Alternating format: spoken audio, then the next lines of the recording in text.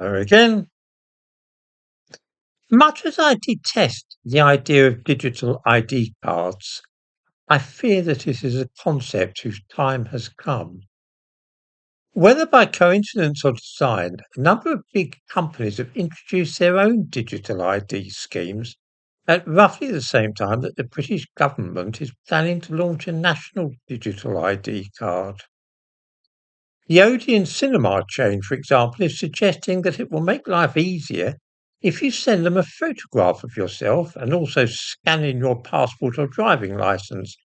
so that you can be sure of getting in to see adult films. They actually describe this as a digital ID card.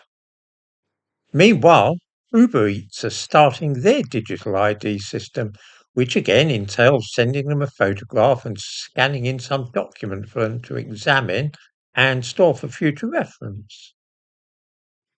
This is because when people order alcohol, Uber claim that they are obliged to check documents proving that one is over the age of 18.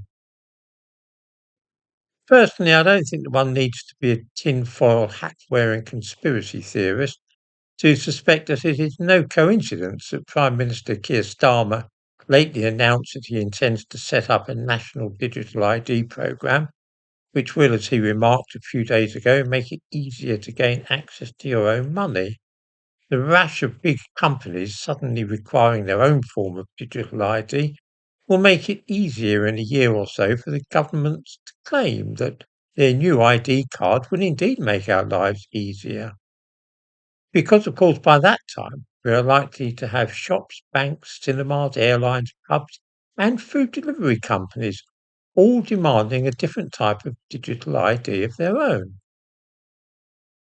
Just having one digital ID card may very well be simpler than such a state of affairs.